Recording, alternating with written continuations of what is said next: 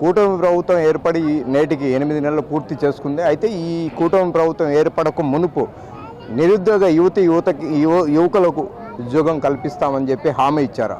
అందులో భాగంగానే నేడైతే 58 కంపెనీల ద్వారా దాదాపు 6,900 పైచిలకు ఉద్యోగాలని నిరుద్యోగ యువకులకు కల్పించే విధంగా కడప ఎమ్మెల్యే మాధవరెడ్డి ఆధ్వర్యంలో మెగా జాబ్ మేళా జరిగింది. అయితే ఆ మెగా జాబ్ మేళాలో ఎంతమందికి ఉద్యోగాలు కల్పిస్తున్నారు అనేది మనతో పాటు కడప ఎమ్మెల్యే మాధవరెడ్డి ఉన్నారు. ఆమెను అడిగి తెలుసుకునే ప్రయత్నం అయితే చేద్దాం. మేడం నమస్తే, చెప్పండి. కూటమి ప్రభుత్వం ఏర్పడక మునుపు ఎవరైతే నిరుద్యోగ యువకులు ఉన్నారో వాళ్ళకి ఉద్యోగం కల్పిస్తామని చెప్పి హామీ ఇచ్చారు. అందులో భాగంగా నేడు మెగా జాబ్ మేళా అయితే నిర్వహించారని చెప్తున్నారు. ఎంతమందికి యువతకి ఉద్యోగ కల్పన జరిగింది? జాబ్ మేళా ఈరోజు ఎస్వి ఇంజనీరింగ్ కాలేజీలో దాదాపు 58 కంపెనీలు కడపకు వచ్చాయి. హెచ్సిఎల్ లాంటి కంపెనీలతో పాటు శ్రీ సిటీ నుంచి ఎన్ని కంపెనీలు వచ్చాయంటే అన్ని కంపెనీలు వచ్చినాయి. ఈరోజు దాదాపు 7,000 ఉద్యోగాలు వేకెన్సీస్ ఉన్నాయని కంపెనీలు చెప్తా ఉన్నాయి. అలాగనే 7,000 పైచీలకు నిరుద్యోగులు కూడా రిజిస్టర్ చేసుకున్నారు. ఈ యొక్క జాబ్ మేళా సిడియాప్ యొక్క సహకారంతో ఈ జాబ్ మేళా ఇక్కడ పెట్టడం జరిగింది. మా అధ్యక్షుడు పోలిట్ బ్యూరో మెంబర్ శ్రీనివాసరెడ్డి గారి సహకారంతో, ఆయన సహాయంతో ఈ యొక్క జాబ్ మేళా కడపకు తీసుకురావడం జరిగింది. మిగతా ప్లేసెస్ కంటే పెద్ద ఎత్తున కంపెనీలు కడపకు వచ్చినాయి. ఈరోజు మీరు గమనిస్తే గత 5 సంవత్సరాల నుంచి కొత్త కంపెనీలు రాకపోవడం తట్టుంచితే ఉన్న కంపెనీలను కూడా పారగొట్టేసినారు.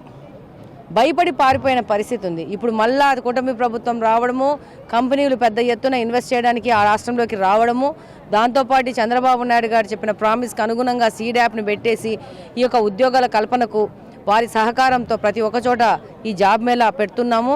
ఈరోజు అధ్యక్షుడు శ్రీనివాసరెడ్డి గారు చెప్పారు, ప్రతి ఒక్క సంవత్సరము జనవరి ఫిబ్రవరి మాసంలో జాబ్ మేళా పెట్టడం జరుగుతుంది. నిరుద్యోగ యువత ఎప్పటికప్పుడు కాలేజెస్ నుంచి పాస్అవుట్ అయిన వాళ్ళకి వాళ్ళు ఉన్న దగ్గరనే ఇంటర్వ్యూలు జరిగి కంపెనీలకు వెళ్ళే విధంగా వాళ్ళకి అరేంజ్మెంట్ చేస్తామని చెప్పినారు. విద్యార్థులు కూడా నిరుద్యోగులు కూడా పెద్ద ఎత్తున వచ్చారు. ఈరోజు 7,000 మంది పైచీలకు రిజిస్టర్ చేసుకున్నారంటే నిరుద్యోగం యొక్క సమస్య ఎంత పెద్ద ఎత్తున ఉందో కడప జిల్లాలో మీకు అందరికీ అర్థమవుతుంది. ఒక కడప నియోజకవర్గం నుంచే కాదు, కడప జిల్లా నుంచే కాదు, రాయలసీమ నుంచి నంద్యాల, కర్నూలు వంటి ప్రాంతం నుంచి కూడా వచ్చారు ఈరోజు జాబ్ మేళాకి. డెఫినెట్గా శ్రీనివాసరెడ్డి గారు చెప్పడం 1000 పైన కల్పన జరిగితే మనం పెద్ద సక్సెస్ అయినట్టే అన్నారు. డెఫినెట్గా అంతకంటే పెద్ద ఎత్తున ఎంప్లాయ్మెంట్ దొరుకుతుందని అనుకుంటున్నాను, వాళ్ళకి ప్లేస్మెంట్ దొరుకుతుందని అనుకుంటున్నాను. డెఫినెట్గా ఇది ఒక ప్రోగ్రెసివ్ మార్గంలో కడప నియోజకవర్గం వెళ్తూ ఉంది. ఈరోజు జాబ్ మేళనే కాదు, మన కడప స్వచ్ఛ కడప అనే ప్రోగ్రాం తీసుకుని వారానికి 2 రోజులు ప్రతి ఒక్క డివిజన్లో తిరుగుతూ ఉన్నాము. ఆ సమస్యలు ఎప్పటికప్పుడు చేసుకుంటూ పోతూ ఉన్నాము. ఇంకా మిగతా ఏ సమస్యలు కానీ ఎప్పటికప్పుడు అటెండ్ అవుతూ ఉన్నాము. డెఫినెట్గా కడపను ఒక మార్పు దిశగా తీసుకుపోయి మనము ఎలక్షన్ మేనిఫెస్టోలో చెప్పాను, కడపను ఫేస్ వాల్యూ లిఫ్ట్ చేస్తామని. అదేవిధంగా ఫేస్ వాల్యూ ఎట్లా లిఫ్ట్ చేయాలో అదేవిధంగా ప్రోగ్రెసివ్ మార్గాల ద్వారా ముందుకు వెళ్తున్నాము. డెఫినెట్గా మన కడప భవిష్యత్తు మన చేతుల్లో పెట్టుకొని మనం అభివృద్ధి చేసుకుందామనే మెయిన్ మోటివ్తో ముందుకెళ్తున్నాం. అయితే మేడం, గడిచిన 5 సంవత్సరాల వైసీపీ పాలనలో ఉద్యోగాలు అధిక శాతం కల్పించాము. కూటమి ప్రభుత్వం ఏర్పడి 8 నెలలు పూర్తవుతున్నప్పటికీ నిరుద్యోగ యువకులకైతే ఉద్యోగం కల్పించడం లేదని చెప్పి ప్రతిపక్షాలు ఆరోపిస్తున్నాయి. ఎలా చూడొచ్చు అంటారు? డెఫినెట్గా వాళ్ళు చాలా నిజాలు చెప్తున్నారు. వాళ్ళు కల్పించారు ఉద్యోగాలు. అందులో భాగంగా వాలంటీర్ వ్యవస్థను తీసుకొచ్చారు. వాళ్ళని తీసుకొచ్చి వాళ్ళకి 5,000 రూపాయల జీతంతో వాళ్ళ కింద బానిసల్లాగా పెట్టుకొని వెట్టి చాకరీ చేయించుకున్నారు. ఆ తర్వాత 2023లోనే వాళ్ళ జాబ్ రెన్యువల్ చేయలేదు, వాళ్ళను వదిలేశారు. మరి ఏ ప్రాతిపదికన 2023 నుంచి 2024 వాళ్ళు దిగిపోయే వరకు జీతాలు ఇచ్చారో కూడా వాళ్ళనే ప్రశ్నించాలి మీరు. ఇది ఒక మోసపూరితమైన ప్రభుత్వం, పాత ప్రభుత్వం. ఒక డిఎస్సిని కూడా వాళ్ళు పెట్టలేదు. ఎంతమంది దీంట్లో ఇబ్బంది పడ్డారో ఇప్పుడు ఉన్న నిరుద్యోగ యువతను అడిగితే చెప్తారు. కాబట్టి ఉత్త పిచ్చి మాటలు, పిచ్చి కథలు మాట్లాడడం మానేసేసి కనీసం ఇప్పటికన్నా ఆంధ్రప్రదేశ్ ఒక ప్రగతి బాటలో ముందుకు పోతోంది. దానికి ప్రతి ఒక్కరు సహకరించాల్సిన అవసరం ఉంది.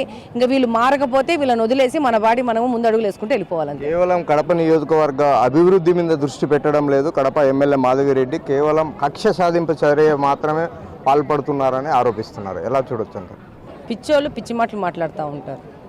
ఏ రోజైనా గెలిచిన అయినా ఏ డివిజన్లో అయినా వెళ్ళి ఏదైనా సమస్య తీర్చినాడా? అసలు ఈయన పేరు, ఈయన ఎమ్మెల్యే అని ఎవరికైనా తెలుసా కడప నియోజకవర్గంలో?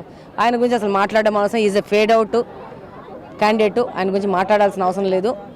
మేము నియోజకవర్గ అభివృద్ధి మీద కట్టుబడి ఉన్నాము. ఎవరు ఆస్తులు, ప్రభుత్వ ఆస్తులు, కార్పొరేషన్ ఆస్తులు కబ్జా చేసుకున్నారో వాళ్ళ కబ్జా నుంచి తీసుకురావడం అయితే 100% జరుగుతుంది. అది కక్ష అనుకో, ఇంకోటి అనుకో, డెవలప్మెంట్ అనుకో, బ్రహ్మాండంగా కడపను తీర్చిదిద్దుతున్నారనుకో, ఏమన్నా అనుకో, మీ కమెంట్స్, మీ యొక్క రివ్యూలు అవసరం లేదు. We are committed for Kadapa development. Kadapa development ఎలా అవుతాలో అలా చేస్తాము డెఫినెట్గా. అలాగనే ఈ ప్రభుత్వ ఆస్తులు ఈ 10 సంవత్సరాల నుంచి కుర్చీలలో కూర్చున్న పెద్ద మనుషులు కబ్జాలు చేసి అలా కబ్జాలలోంచి బయటికి తీసుకొచ్చి ప్రజలకు ఉపయోగపడే విధంగా ఆ ఆస్తులను కానీ వాటిని కానీ తీసుకురావడం జరుగుతుంది అంతే. ఫైనల్గా మేడం, ఇంకా రాబోయే రోజులలో కడప నియోజకవర్గంలో యువకుల కోసం అనేక కంపెనీలు వచ్చే అవకాశం ఉందా? ఒకవేళ వస్తే ఎన్ని ఉద్యోగాలు తెప్పించే అవకాశం ఉంది? నేను ఇందాకనే చెప్పినా, నేను ప్రతి ఒక్క సంవత్సరము జనవరి ఫిబ్రవరి మాసాలలో జాబ్ మేళా పెడతాము. ఒక ఉద్యోగాల పండుగనే ఒక రోజు పెట్టి జాబ్ మేళా పెట్టి నిరుద్యోగ యువతకు భరోసా ఇస్తూ ముందుకెళ్ళడం జరుగుతుంది. డెఫినెట్గా వీఆర్ కమిటెడ్ టు యూత్ కావాల్సిన విధంగా వాళ్ళకి ఆ సమాజాన్ని క్రియేట్ చేసే విధంగా పనిచేస్తామని తెలియజేస్తున్నాను. కూటమి ప్రభుత్వం ఏర్పడక మునుపు ఏదైతే హామీ ఇచ్చామో అదే హామీ ప్రకారమే తప్పకుండా నిలబెట్టుకునే విధంగా కూటమి ప్రభుత్వం అయితే ప్రయత్నం చేస్తుంది. అందులో భాగంగానే నేడు దాదాపు 6,900 పైచులకు ఉద్యోగాలని జాబ్ మేళాలో నిర్వహిస్తున్నాం. కెమెరా పర్సన్ సుదర్శన్తో మధు, బిగ్ టీవీ, కడప.